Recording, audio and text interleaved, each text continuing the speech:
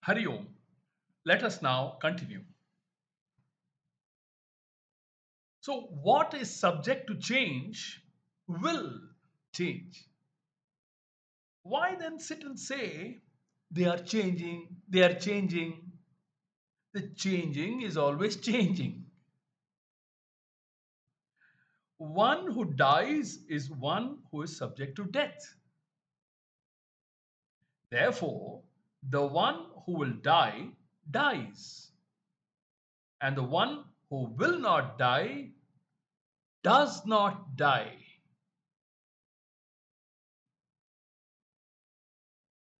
What is not subject to death will always remain, and what is subject to death will not. Death may come earlier than expected, but it is always expected, although we do not know which breath will be the last.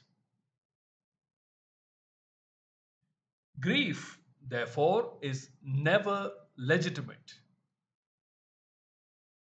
From the practical person's standpoint, sorrow is useless.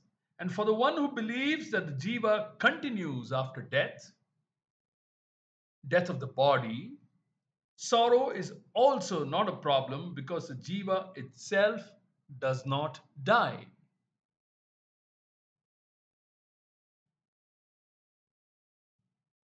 There is a twofold methodology in teaching the Shastras. The pravritti way of teaching the Shastras and the nivritti way of teaching the Shastras. Nivritti the nivritti methodology and the pravritti methodology. The first portion of the Vedas is in the form of pravritti, meaning you engage yourself in positive pursuits in order to accomplish certain ends which you do not have now and want to accomplish. These pursuits may be in the form of progeny, wealth, another world, a better birth, and so on, all of which require appropriate effort to achieve the desired ends. This subject matter of the Vedas, in the form of effort based pursuit, in terms of action, karma, is called pravritti atmaka shastra. Pravritti atmaka shastra. The karma enjoined in the first portion of the Vedas is threefold from the standpoint of the means of doing it. Manasa, mental activity; vachika, speech; and kayika, physical activity involving the limbs. For example, repeating the Vedas is a prayer employing both mind and speech. Chanting the Purusha Sukta is also a prayer in praise of the Lord, the Purusha, who is everything. The Purusha Sukta also gives you the knowledge of the Lord. Any Sukta is both a prayer and something to be understood. Chanting is a karma which is vachika. However, chanting can also be an anga, a part of a ritual. For instance, a Pandita may chant the Purusha Sukta line by line while offering a flower or some other oblation. Thus, the same mantras can be chanted, themselves forming a prayer, or used as part of a ritual. This threefold karma, namely Kayika, Vachika, and Manasa, is the subject matter of the first portion of the Vedas and is what is meant by pravritti, what you must do to accomplish certain desirable ends. The last portion of the Vedas, called Vedanta, is Nivritti Atmaka Shastra. Nivritti Atmaka Shastra. That is, it is purely in the form of negation.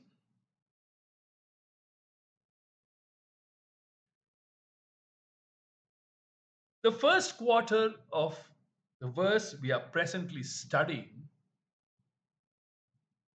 Ashocyan Anvashochaha Tvam, which reveals the entire subject matter of the Gita, is also in the form of negation. In pravritti, the doer, the karta is retained. In pravritti marga, the karta is retained. The karta is told to do certain things in order to accomplish certain results. Whereas in the Vedanta portion, the very notion I am the doer is questioned and negated. Here also, there is something to be accomplished. That which is not already accomplished by you, the karta. The accomplishment is negation of the doership in the wake of the knowledge of the Atma. This portion of the Veda, which says that you are the reality of everything, that you are the whole, is in the form of negation, nivritti, in the sense that all the portions that you superimpose upon the self, the Atma, are negated. Therefore, this part of the Veda is in the form of knowledge, jnana, leading to the negation and recognition of what I am not, and an appreciation of what I am. Sorrow is something that is superimposed upon the Atma due to the non recognition of the nature, the reality, the Swarupa of the Atma. Let me repeat that sentence again, very significant. Sorrow is something that is superimposed upon the Atma due to the non recognition of the nature, the reality, Swarupaha of the Atma. Therefore, any sorrow is really without reason because sorrow itself has its roots only in the non recognition of the self and confusion. The word anatma cannot cause you sorrow, nor can atma be a source of sorrow. So, this verse starts with the negative particle none, meaning not. Ashocyan, which means na shocyan. Generally, a nand would not be the first word of any shastra. Negation not being an appropriate beginning. A Shastra should begin with something positive. Here, the Shastra, being in the form of Nivritti, begins with Nanj. It begins with the word Ashocyan, meaning that nothing is deserving of grief. Because Arjuna was in sorrow, the word Ashocyan is extremely relevant here.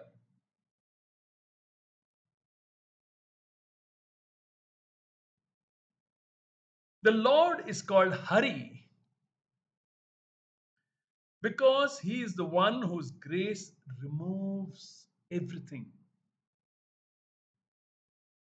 The Lord is a robber, a remover of all your problems, of everything that you do not want. Lord Vishnu is called Hari, and Lord Shiva is called Hara. Both their names originate from the same root Hri, to rob, to remove. Arjuna is told, you are aggrieved for no reason. You have entertained grief with reference to situations that do not demand any grief on your part.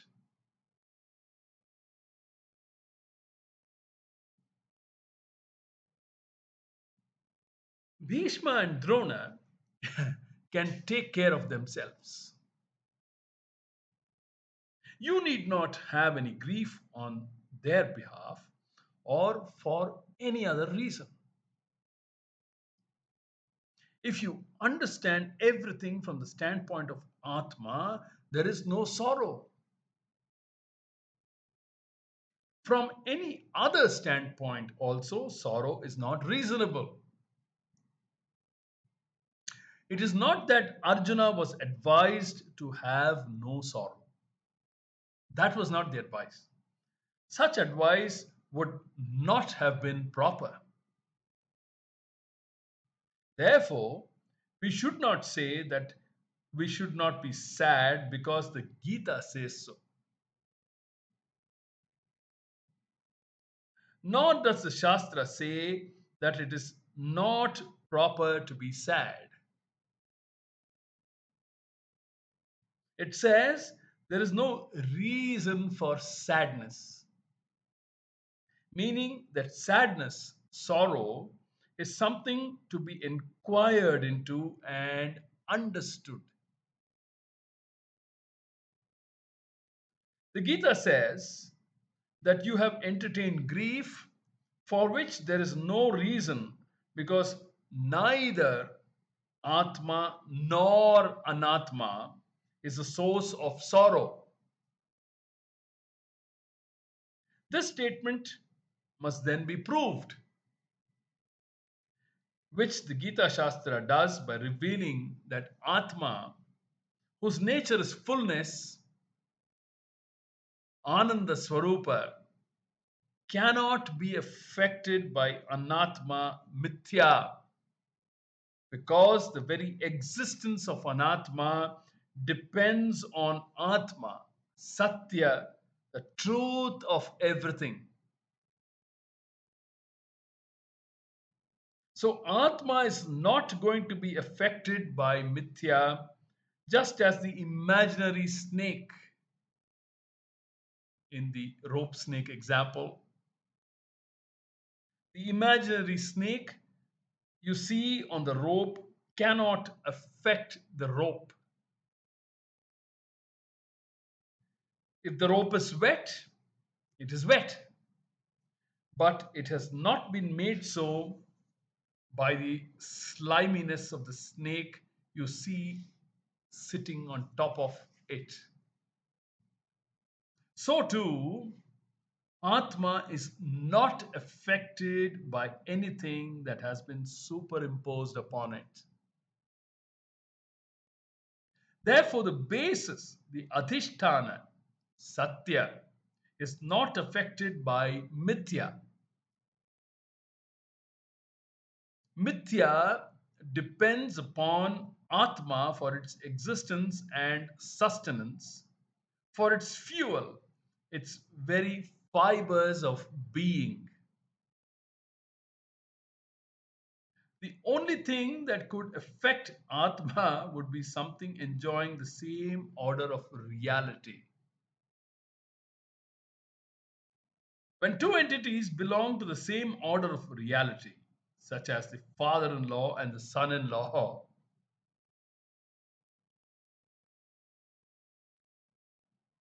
when they come into a relationship, the dependency of one will affect the other. If the son in law does not have a job and finds it necessary to move in with his father in law, the son in law's dependency will definitely affect the father in law. This dependence is entirely different and is not what is under discussion here.